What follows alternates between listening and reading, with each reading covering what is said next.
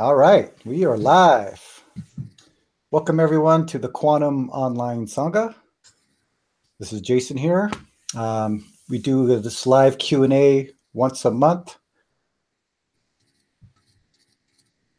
And today we have a special guest, Paul Park Jitopupsanim. And I just had his information. Morning. Yeah, why don't you say hello? Hello, everybody.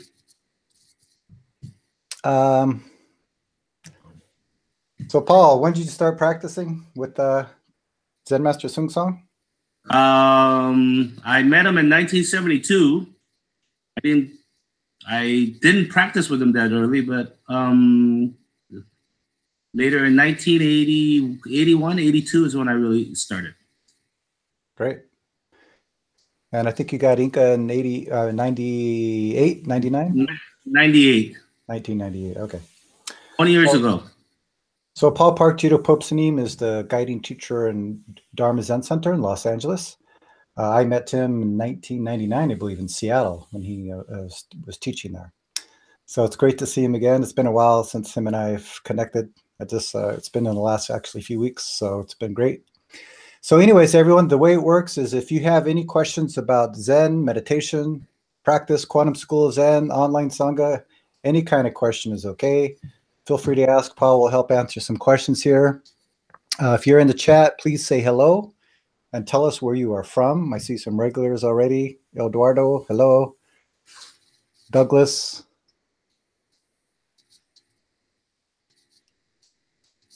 Angel 111, hello. Javier, welcome back. Vivian.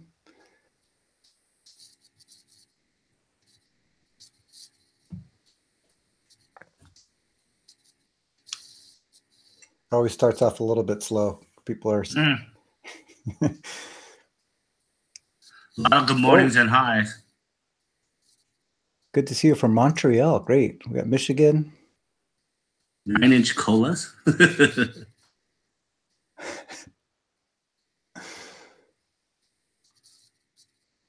There's no sound. There's no sound? Is anyone else hearing sound? I'm hearing sound. I had to turn it off on the live stream.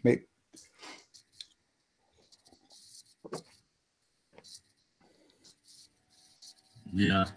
Mine was echoing too, so I had to turn it off on the live stream also. Corey from Tennessee. Wow. Welcome. Okay, no problem with sound. So that means I don't have a problem with sound either. I had to turn it off because we're in a slight delay. So yeah. Javier, work on your system. Rock and roll cannabis reference. Okay. Hey, Douglas, you have sound. All right. So everyone has sound. Everyone's good. All right. But low. All right. I'll look into that. So again, if you have any questions, hurry up. You're already 4 minutes in.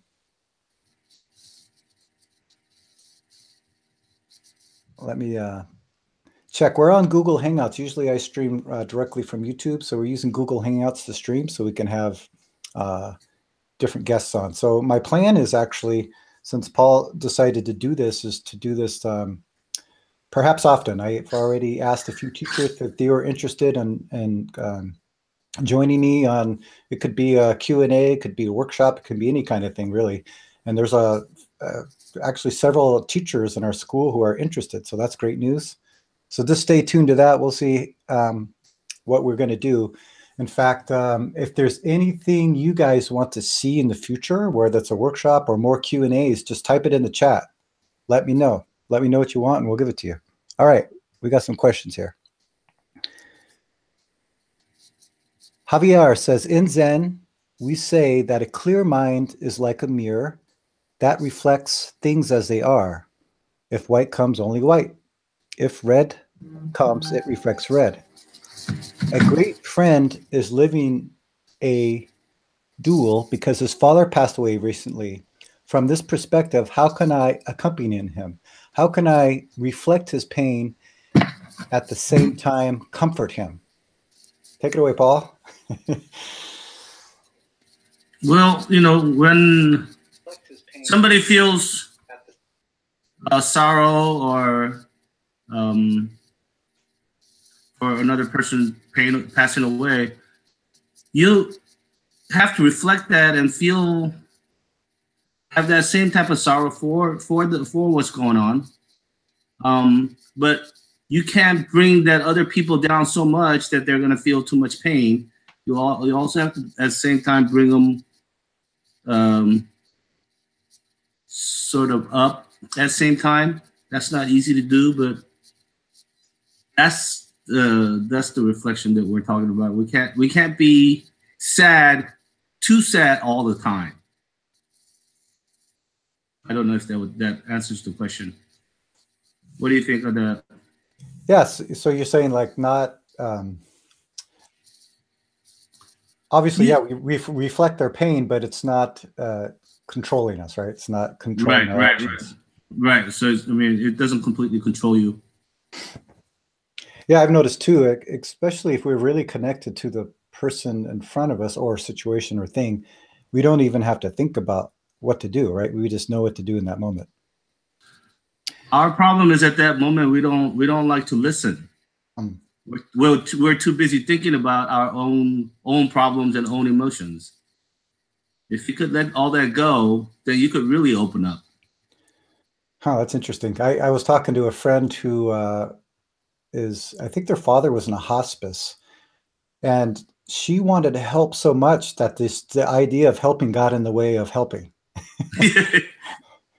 Exactly. Yeah, even a good idea or a good intention can cloud our view. That's interesting. Yeah. Let's see. Corey Jones. I was wondering how prayer works in Zen Buddhism.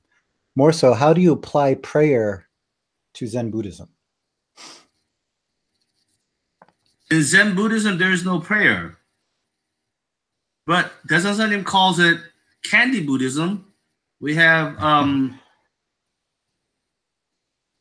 in a method where you pray for stuff, you ask for Buddha for certain stuff. Gate Zen says if you pray enough, it'll Buddha will give things back to you. So that's why it's called a candy Buddhism. They give you a little candy, so you like the taste, and you come and start practicing.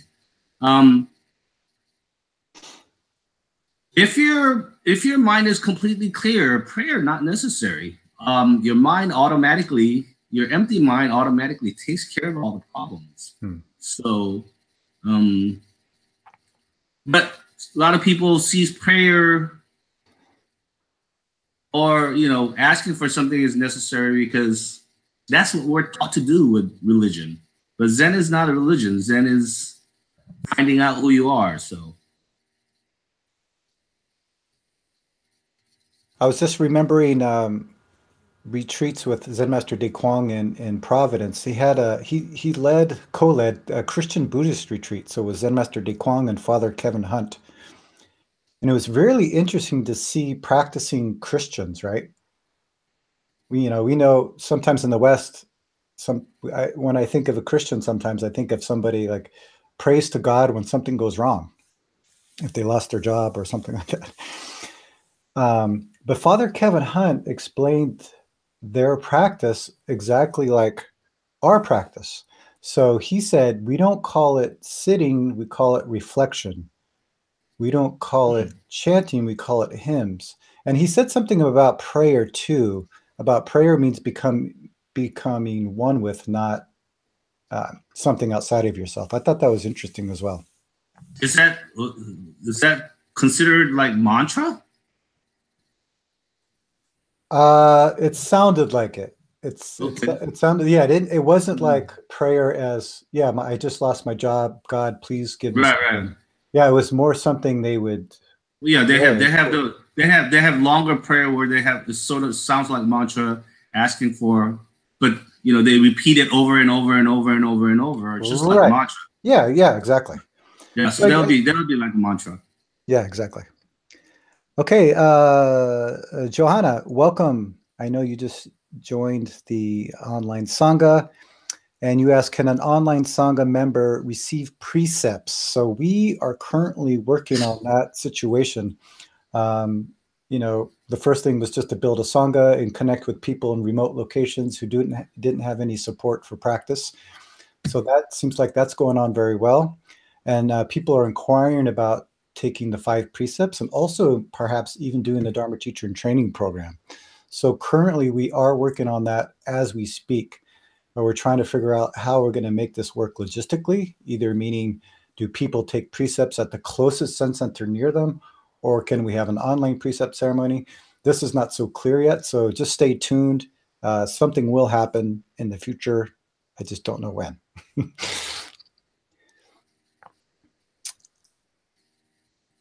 Okay, Javier, thank you, Paul and Jason. Okay, any other questions? Let's see how many people we got here. Ah, Tobias from Germany, hello. You mentioned mantras. What's the purpose of mantra training? I did it some time ago to quiet the mind. Is there another benefit of that practice? Mantra is something that keeps a leash on your mind. This way, when you do mantra, this way you know where your mind is at all the time. So if your mind is not doing mantra, then you know that your mind is wandering away. So you bring your mind back to mantra to keep the control of your mind, or else your mind is going to get very busy. So that's what mantra is for, to keep control and keep a watch over where your mind is.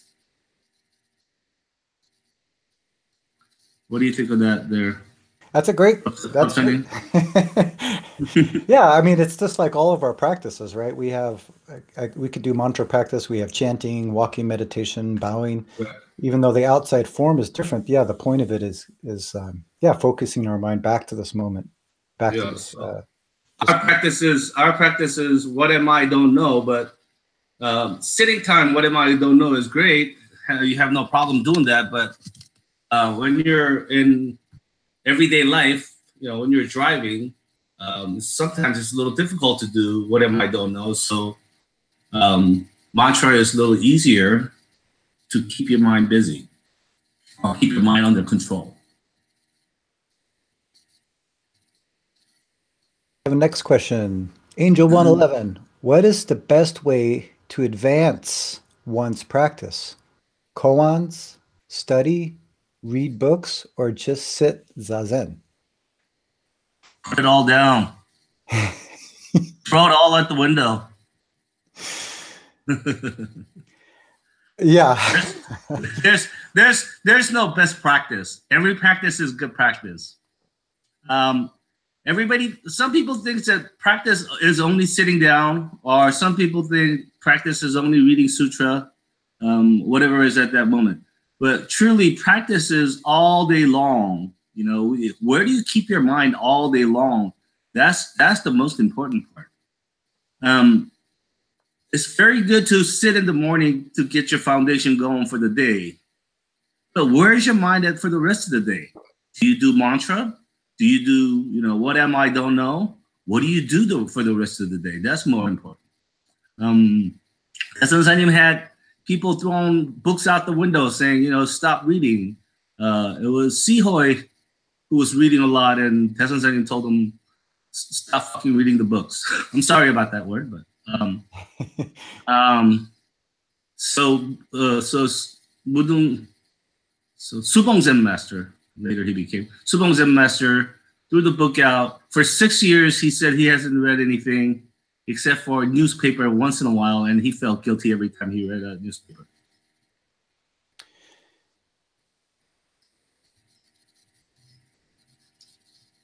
Your comment.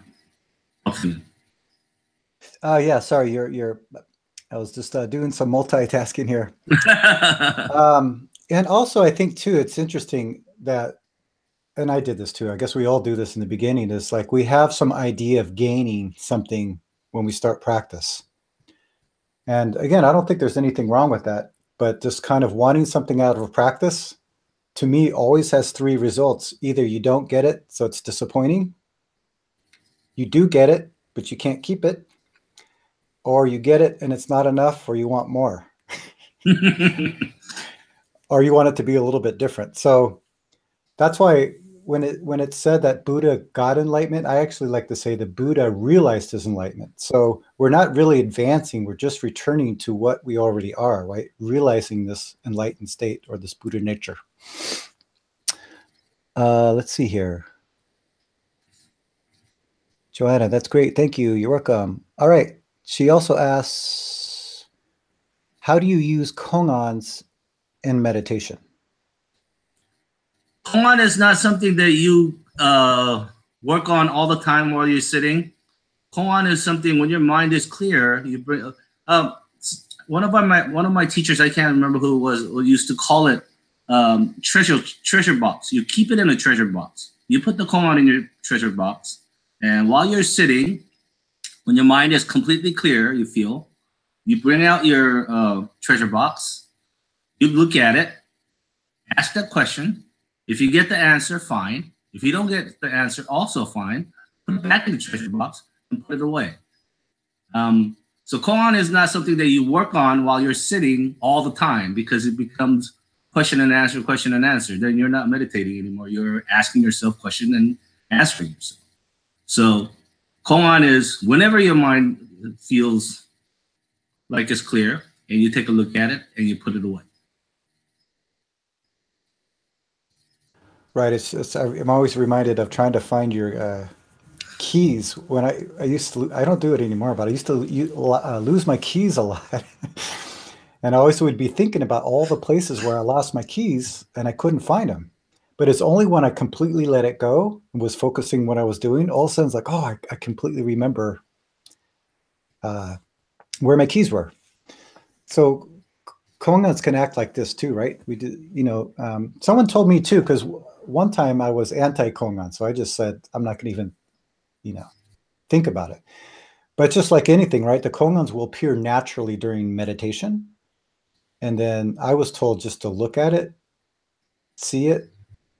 If it's clear, it's clear. If it's not, just come back to what you're doing. Come back to your meditation practice. Corey Jones, I've been practicing prostration, Zen style. From what I understand, 2 or 3 times here and there throughout the week. Can you give me more insight into prostrating? Thank you for this live stream. If anyone knows about bowing, it would be Paul. So prostration is small I bowing to the big I. You're not bowing to Buddha. You're not bowing to God. It's small I bowing to the big I, saying, all my life I've sinned, and I wanna get rid of myself and let the big I shine. So it's a very powerful practice. Zen said, when you chant, you think a little. When you sit, you think a lot. When you chant, you think a little. And when you do prostration, you think very, very little. So it's a wonderful foundation. Every morning, 108 bows is wonderful. If you could do more, if you could do 500 bows a day, that's great. Zen used to do 1,000 bows every day. So when I was about 25, 26, I've heard about Zen doing 1,000 bows a day. So for some reason, this idea popped in my head going, if he could do 1,000 bows, maybe I could do 500 bows. And nobody forced that into me, or nobody asked me to do it. I just decided to wake up next morning at 4:30 and start bowing. And that was like the greatest practice ever. A lot of sweating, a lot of powerful practice, a lot less thinking. That really helped me with my practice. Great, thank you, Paul. I see a lot more people has been joined, so we have about 40 people joining us right now, or maybe a little bit more. So again, if you have a question, please type it in. If you missed it, we have a special guest this month for the Q&A. It's Paul Park Cheeto Popesneen. He is the guiding teacher of the Dharma Zen Center in Los Angeles. 9-inch colas. What am I? Don't know. That's correct. Eduardo. The treasure box for Kongan seems to me a very good way to explain how to work with them. Thank you. Everyone's welcome.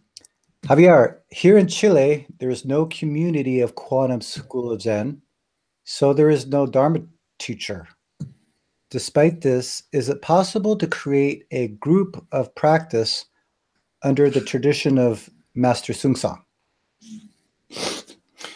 I could take this one, since this has to do with the online Sangha. So one of my goals was actually, well, first, again, when we started the online Sangha, I wanted to, again, reach people who were in remote locations. So one of the very first people I've met was in Pakistan. And he absolutely knows Zen Center around him, very few resources. And so we were able to help him, right? So I was talking to him on Skype, doing interviews with him. We were having email exchanges, and he was also joining the stream when he could. But as this online Sangha expanded, I was thinking that it would be really great if people in these remote locations can just start groups, right? Their own groups, and possibly eventually start a Zen Center. So that is the direction where the online Sangha is heading. So right now, in order to start a Zen Center, usually somebody has to be trained, like at least a Dharma teacher. So we have a Dharma teacher and training program in the Quantum School of Zen that we all follow. I said this earlier, the online Sangha currently doesn't have a training program. We don't have a way to do precepts yet, but we're working on it as we speak. But I would say that it's always really good to practice with people. So if you are in a location that doesn't have any Zen centers, invite some friends over your house or go to a church or somewhere where you guys can practice together. And that doesn't really have to be Quantum School of Zen. I mean, you can do our style if you want.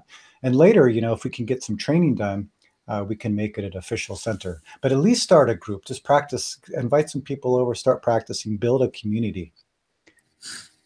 Javier, you have to realize when Tenzin Sanyin first started our school, he would go to Eastern Europe, which was still a communist countries, most of it, and he couldn't go in there too often. So he would go in there and give a talk, and the people that heard the talk would start a Zen Center, and most of them not being a Dharma teacher or anything. They just had interest in sitting, and they liked the way Tenzin Sanyin led the school, and that's the way they wanted to lead their own school. So they started their own Zen Center. So do you really have to be a Dharma teacher? If you like it, if you have a few people that are interested in the same thing that you like, invite them over and sit. That's the beginning of the Zen Center. So there you go, Javier. Start a group. Let's see. Corey, how does mudras affect meditation? Does different mudras have different effects on one's mind? Yeah, I heard about like 10, 15 different mudras you could do that does different, you know, that hits a different part of the body. But I just do our own school mudra and that's it. So right. Yeah, and also our school too, we teach a kind of clear mind meditation. So we're not visualizing anything. We're not trying to gain some state of mind or going through different levels of this and that. We're just waking up. So because of that, you know, our technique is very simple. So yeah, we just have the usual sitting, the sitting mudra, the Maha mudra. But I would say if you want to know how mudras affect meditation, why don't you try different ones and see? Yeah. To me, whatever you're comfortable. If you're not comfortable with, you know, how we do our mudra, some people just put their palms out and put it on top of their knees. Why not? If that's comfortable, give that a try. But what I say to my people at my Zen Center, the new people at the Zen Center, and when they sit like that, I would ask them, well, when you're in Rome, you should do as Romans do. So Can you try to, do the mudra that Quantum School of Zen does? And if it's not comfortable, it's okay. If it is, more power to you. So. Thank you. So Javier, thank you very much. You're welcome. All right. Any other questions, comments, observations? Eduardo, welcome. Good to see you. Oh, he said, once I asked Zen Master Sung Song Master, what do you get when one's keep the Maha Mudra? Zen Master Sung Song answered, if you keep Maha Mudra, you get nothing. If you're lucky, you get nothing. Zen Master Sung Song said, you keep anything and you get nothing. So there you go. So all mudra, you get nothing. I hope. Don't look for anything. There's nothing to get in this practice. People, for some reason, we're always looking for something when we practice. But in this practice, there's nothing to attain. If you realize that you attain something, you've lost it. So how can you attain something? Yeah, I think that comes from probably experience too, because I think, like I said earlier, most people I don't know that, but a lot of people I talk to, and myself, when we started practice, we wanted something, right? We wanted to get rid of something or gain something. But I noticed the more I stuck with the practice, the more that shifted, right? Like over time, I started feeling more grateful for the practice and also all the people who have helped me in the past. I still remember my first day going into the Zen Center in Seattle, and somebody had showed me how to tie the rope. And just that left a big impression on me. So for me, like, I think it shifts over time. So and it was through experience too, because like I said earlier, if you want something out of the practice, it's not good or bad. It has a natural result though, right? Because if you don't get it, you're disappointed. So you go to another meditation center. If you do get it, you cannot keep it, right? Because we can't keep anything. Or we got it and it's not enough, or we want it to be different. So I think through experience, we see that this gaining idea just has a natural result, and it doesn't work out. But something else becomes more clear and more powerful, I think. And I think of this being grateful and wanting to give back. Oh, we have a question here. Si-Hyung Kim, welcome to the online Sangha, by the way. I know you just joined. Thank you for this support. My question, attachment is bad, I heard, but I mean, there is clear mind and don't know. So is it not good to be attached to don't know mind and clear mind? Hi from Germany. You're already attached. Put it all down. Yeah, it's interesting about I mean, good or bad, right? I just keep going back to Shakespeare. The first time I heard something that reminded me of something of Zen, much later on, of course, and Shakespeare said, good and bad does not exist, but thinking makes it so. Mm-hmm. And I thought that was very interesting too, about there's only truth, right? Truth doesn't have good and bad. It just has something for us to see and to connect with and then respond to. So that's why I don't use good and bad. It's like if you're attached to don't know or attached to clear mind, attached to anything, it just has a natural result. And if you like it, go for it. I use what am I don't know a lot for my practice. My practice is mostly right now what am I don't know. But I am not attached to what am I don't know. It's just what am I and don't know. That's all. And I'm not looking for any answers. Some people are looking for answers when they ask these questions, but there are no answers for these questions, really. It's just a question to yourself. That's keep asking, what is this? That's, moving me around. That's making me thinking this. What is it? That's all we're doing. We're just asking to get into deeper who I am. It's not a question that you're looking for an answer. Please don't look for an answer when you do this type of practice. If you look for an answer, you're going to have nothing but headaches, and you're just going to drive you crazy because you'll never find an answer. Good advice. Good tip. Yeah. So again, if you're just joining, we have about 10 minutes left. We're here with Paul Park Jito Pupsanim. He is the guiding teacher of the Dharma Zen Center in Los Angeles. And I'm glad he was able to join this stream. Hopefully we can do more of these in the future, these collabs. Corey asked, oops, I think it says, keep losing it. How often do you have these live Q&A sessions? So currently we're having these live sessions once a month. It used to be the last Tuesday of the month, and lately it's been the first Tuesday of the month. So if you go to our website, the quantumzen.org/online, it will have some information about that. If you want live information, go to our Facebook page. Just type in Quantum School of Zen and find us there, like us, and we always post information about the live Q&As.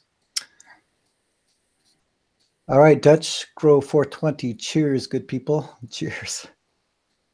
Here we go. So Subi, on this question. Yeah, let me read it out so everyone can hear it. I often find myself highly distracted. That affects my productivity. Psychology suggests that when you are in a state of flow, you are most productive. Is this state of flow easy with Zen practice? So that state of the flow is, I think, in sports, it's called being in the zone. So when Kobe says he looks at a basket, when he's in a zone, it becomes as big as a huge trash can. And when it's not in the zone, it's really, really tiny. So Zen practice is the same thing. When your mind is completely, it has slowed down, where there's nothing, there's no thinking, then the zone becomes like a huge trash can that's completely empty. It's able to take in anything. It's able to take in the whole universe. But when you're thinking, that trash can gets completely filled. So not even a dirt could get in it. So keep your mind empty, then you have that huge trash can. Or if you want to say, something, you have the space that's able to even take in the whole universe at that moment. So that's what we're looking for. Thank you for your trash talk.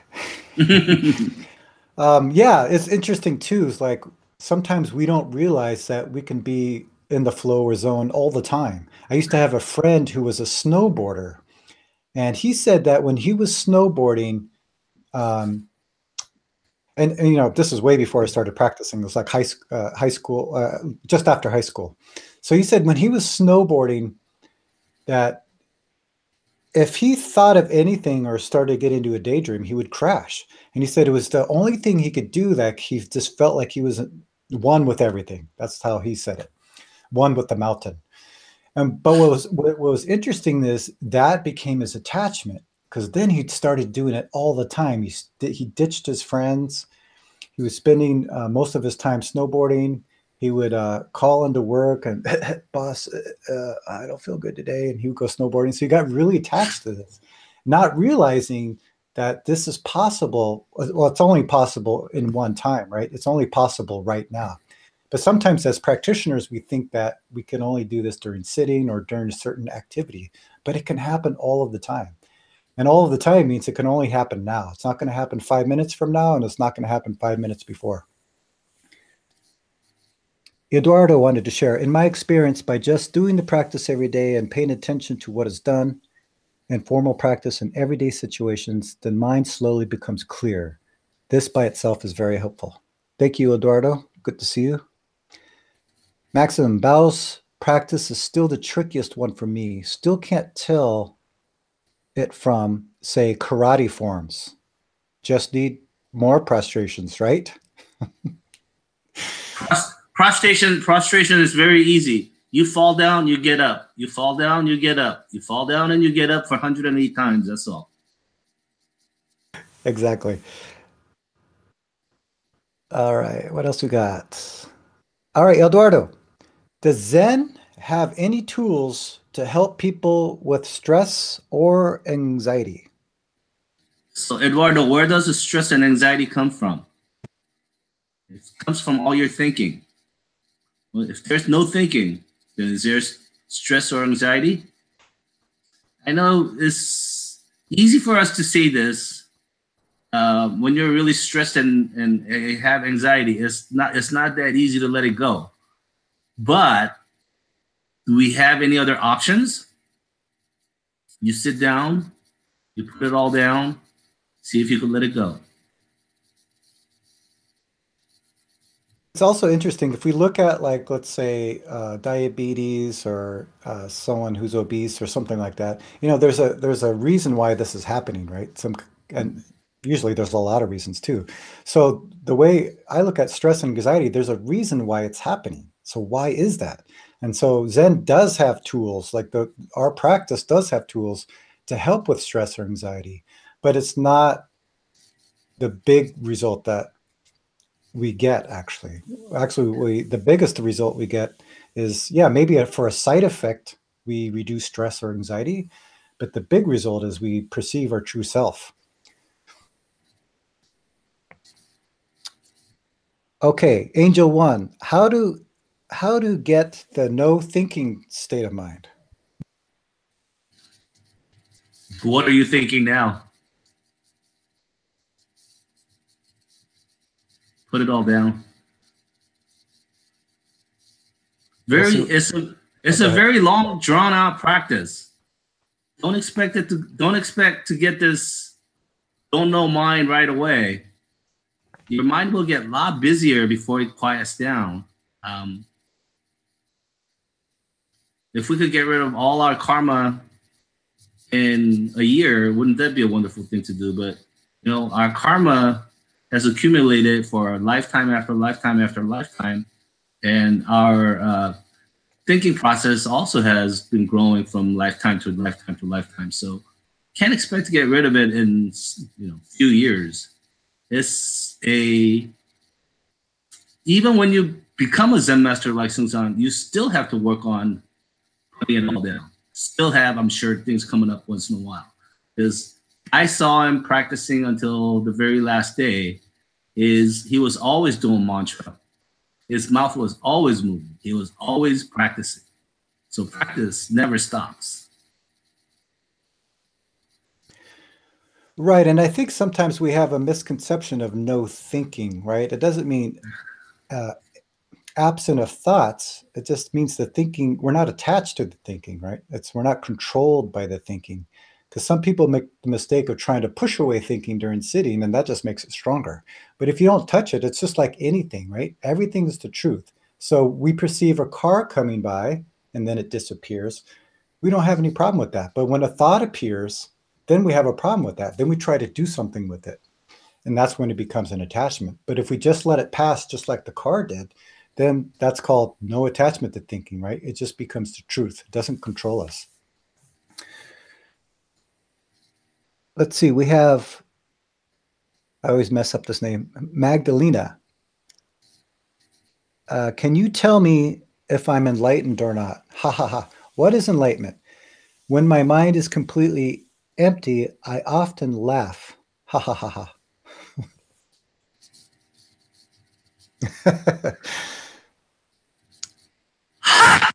How much does that weigh, Magdalena? I think If you could Paul, answer that, you're enlightened. I think we all just got it right in that moment. The how many people are joining us? Again, yeah, we have close to 40 people. All right. Any last questions? It's 6:40. We'll take one more if there's anything out there. Again, you've been listening to the online stream Q&A with our special guest, Paul Park Judo Popesanine. He is the guiding teacher of the Dharma Zen Center in Los Angeles. If you have any last questions, let us know. If you haven't already, you can check out our website at quantumzen.org/online. If you want to become a member of the Quantum Online Sangha, there's some information in this description. Oh, this is a fun one. So the last question is, who are you, Jita Popsanim Paul? I don't know. I think it already appeared. But anyways, thank you everyone for joining. It's been great. Hey, thank you, Paul, for joining us today. That was really fun. That was fun. Hopefully we could do more on this list. I think we have a good rapport. Again, thank you everyone for joining the stream. Please like us on Facebook. Go to just type in Quantum Zen. Check out our online Sangha page. And again, if you want to be a member of the Quantum Online Sangha, you can just go to either description of the stream. There's some information. There's also some information on our website. So thank you, everyone. We'll see you next time.